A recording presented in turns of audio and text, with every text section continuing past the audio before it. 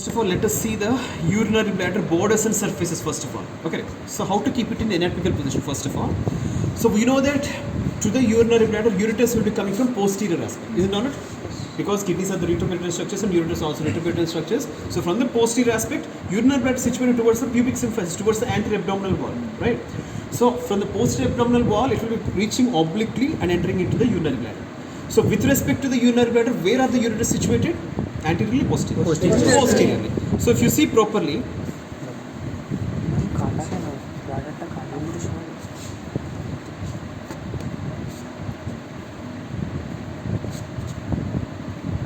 these two are the ureters. But you understand, these two are the ureters which is overlapped above and on sides by means of the vas deferens. We have discussed yesterday, right?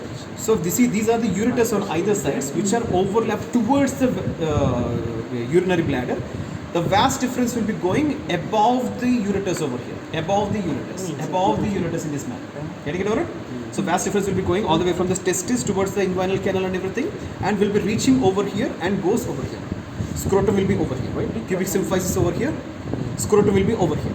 All the way from testis, the vas deferens will go and goes above, and then followed by the inguinal canal and deep ring, and then further enters over here and goes above the ureter over here and joins with the seminal vesicle over here behind. Okay, so these two are the ureters over here on either sides. You can see that. Okay, these two are the ureters overlapped by the vas deferens over here. This is the left vas deferens over here, overlapped above the ureters over here. And one more thing, the seminal vesicle, the vas deferens must be medial to the ureter opening. Okay, the vas deferens must be medial to the ureter opening over here. Getting it or? So this is the ureter again. This is the ureter again, which is situated laterally, and the vas deferens must be going medially over here. Got it? And let us see the urinary bladder. So we have identified this is the posterior aspect of the urinary bladder. Okay. So in between the ureters, two ureteric openings, this must be posterior border. Okay. Posterior border will be situated above towards the for example, if this is the trigone of the bladder, see here, this is the trigone of the bladder, right? Trigone of the bladder. Okay, behind the urinary bladder, this is the trigone of the bladder over here. Okay, so behind the trigone, what structures are present? Seminal vesicles will be present along with the vas deferens. Okay, these are the seminal vesicles. See properly. These are the seminal vesicles over here. See properly. This is the seminal vesicle, and this is another seminal vesicle. Okay, this is the seminal vesicle, and this is another seminal vesicle with which the vas deferens will join later on. Okay, see here. This is the seminal vesicle. This is the seminal vesicle. Just behind the trigone of the bladder, or in front of the vagina in case of in case of rectum, ample of the rectum, because no vagina in case of males, no. So in front of the rectum or behind the trigone of the bladder, there are seminal vesicles in this manner. This is the seminal vesicles. Okay, these two are the seminal vesicles. Okay, with which the vas deferens will be joined over here later on. Okay. So now how to keep it in anatomical position. So you have to put this palm or hand as the inferolateral surface, and this palm also as an inferolateral surface over here. Both will be joined in front, that will form the apex of the bladder, and this will form the base of the bladder over here. This will form the base. Okay, so you have to hold it a little bit above because it is directed towards the umbilicus over here. So you have to put it in this manner, inferolateral surface, again one more inferolateral surface, and both whenever you join together it will form the apex over here, and this part forms the base over here, and this apex must be directed above because it is facing towards the umbilicus, because it is joined to the umbilicus by means of median umbilical ligament. Okay, so if you keep it in this manner, now let us see the surfaces and borders over here. Okay, so this is the superior surface over here. Okay, this is the inferolateral surface, this is one more inferolateral surface. These are the two lateral borders over here. Okay, and this is the apex.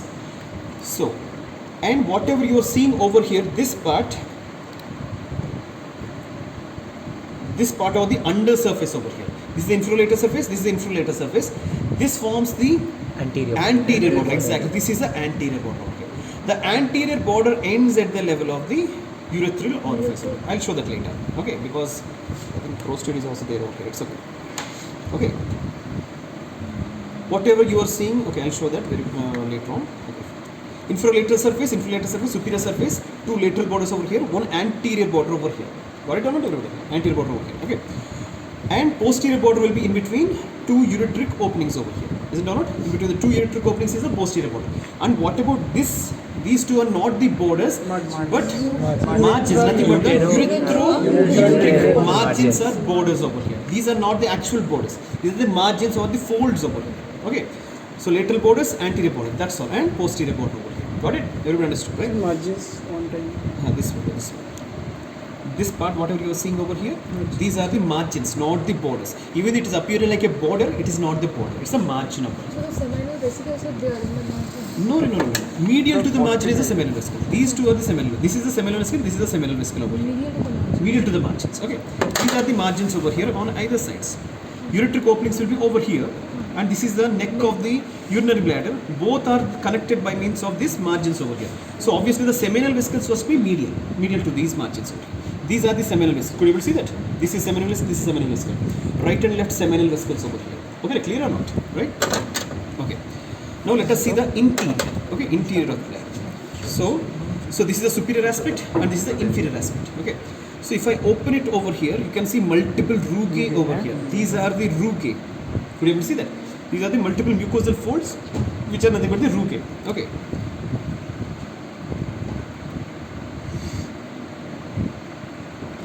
So, see clearly the difference between the upper part and lower part over here. Try to see.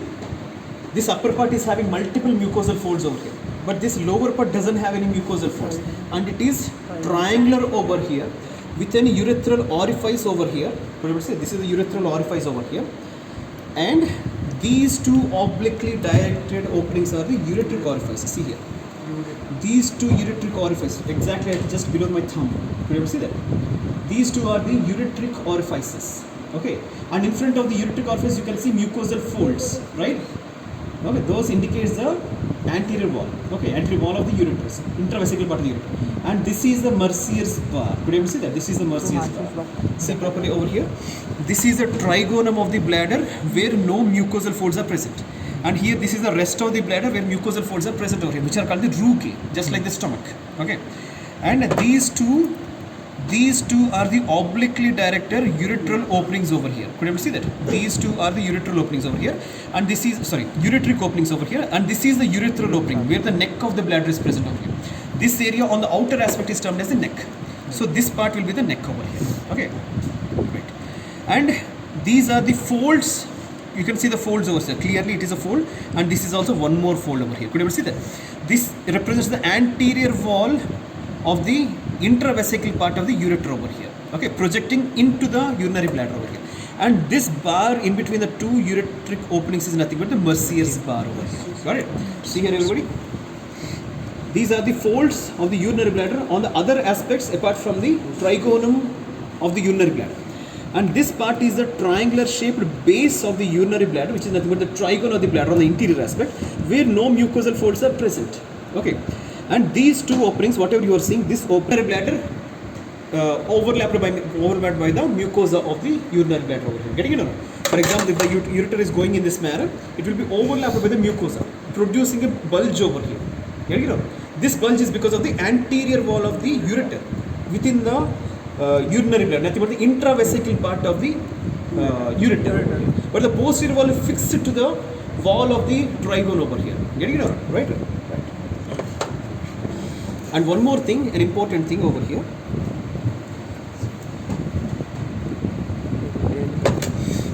So whenever the trigone is ending over here, this part is the urethra, internal urethra opening over here. Okay, this is the beginning of the urethra over here.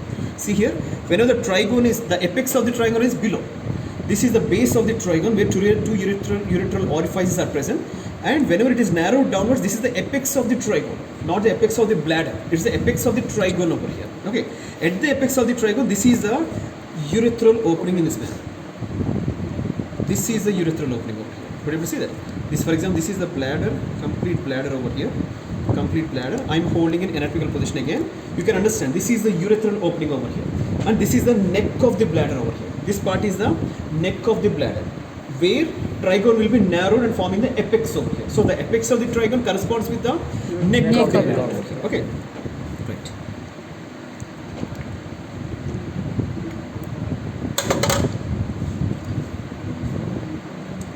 And one more thing you're supposed to understand. This solid part below the urinary bladder, this solid part, if you feel it, you can understand. This is like a semi-solid structure and this is like a solid structure or harder structure. Okay. This smaller, harder structure is nothing but the prostate. Getting it or not? So this is the urinary bladder. Just below the seminal vesicles or at the neck of the urinary bladder, this harder one is nothing but the prostate gland over here. This is the prostate. So obviously this bladder belongs to male, not the female. Okay. So this part is prostate. Try to feel it later on. Okay. So wherever below the seminal vesicles, that is the prostate over here. Getting it or not? Right. So because of the prostate, presence of the prostate, there is a term called the uvula vesicae. Uvula vesicae means there are few lobes of the prostate. Among them, there is a median lobe. In elderly males, the median lobe will be enlarged. The median lobe will be enlarged in some individuals. Okay, that will be projecting over the posterior aspect of the internal urethral sphincter. Getting it or not? For example, this is the neck of the bladder over here. This is the internal urethral sphincter. So the median, for example, this is the anterior aspect, this is the posterior aspect. The median lobe of the prostate will be projecting into the sphincter over here, posterior wall of the sphincter over here, obstructing the urethral orifice over here in this manner, leading to the obstruction for the passage of the urine in case of elderly individuals.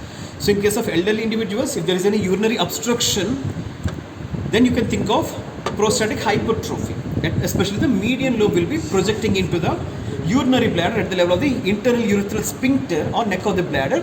So that will be obstructing the urine outflow from the urinary bladder into the urethra.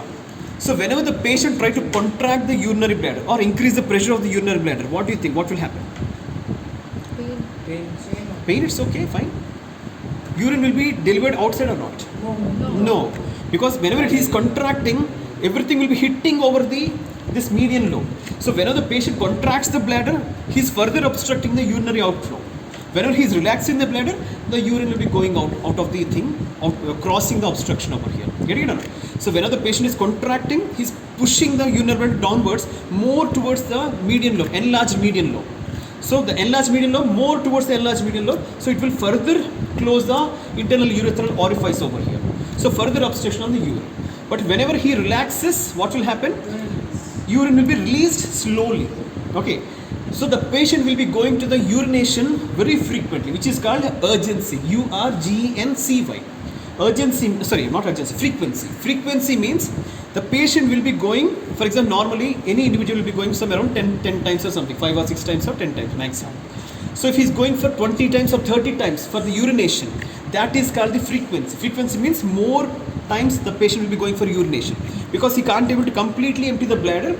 Again and again he will be getting the sensation of the urinary bladder filling. Again and again he will be trying to urinate. Getting it?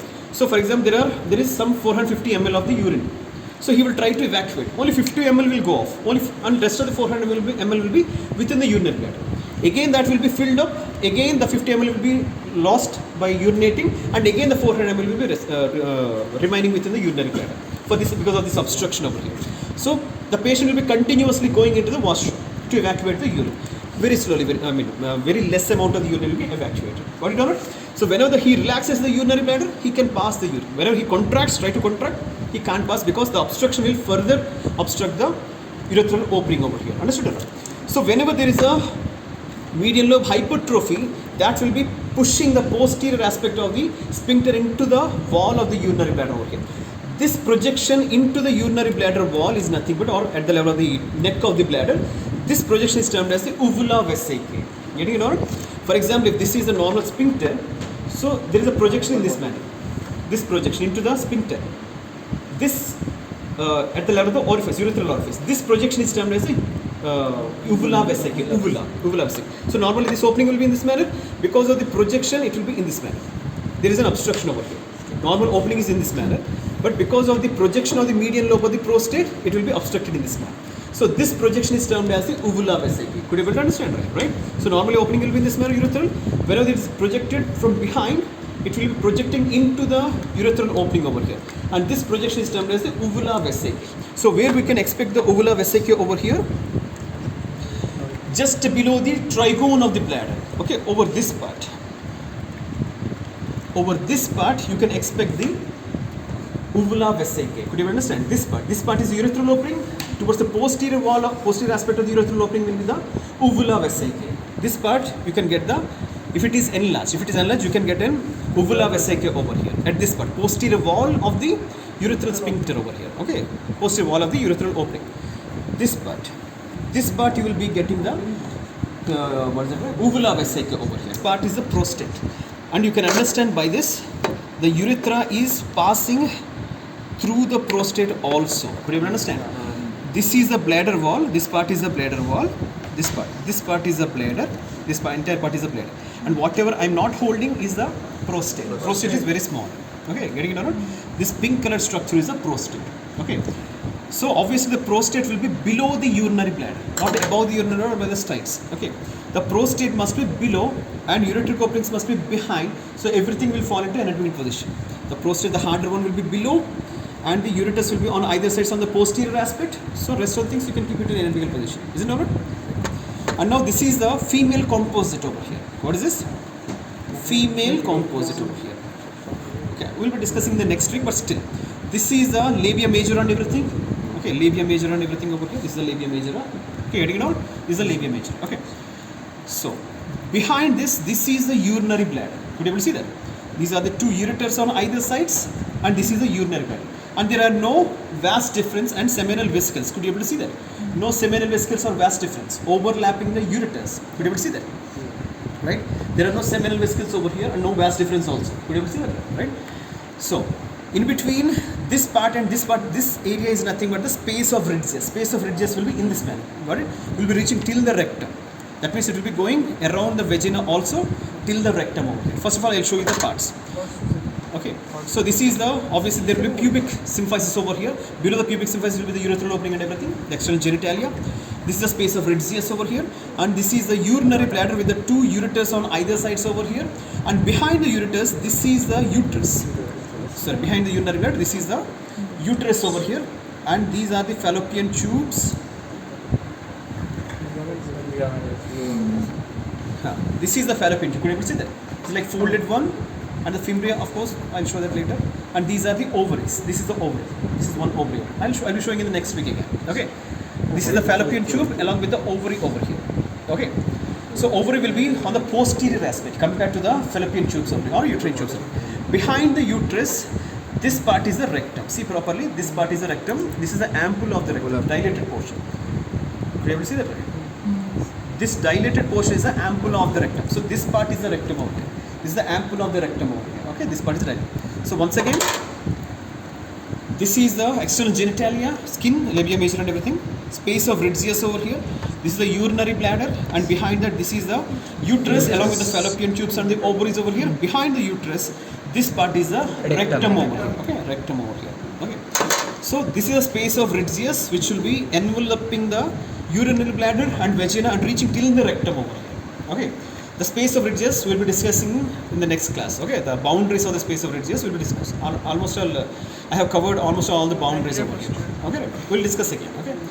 So space of Ridges will be in this manner, around the urinary bladder, around the vagina and everything over here, reaching the rectum over here, till the rectum. So this is a horseshoe shaped space of Ridges. Okay. Right. That's all. Nothing other than that. So somebody should hold the urinary bladder in anatomical position. Should. It's not.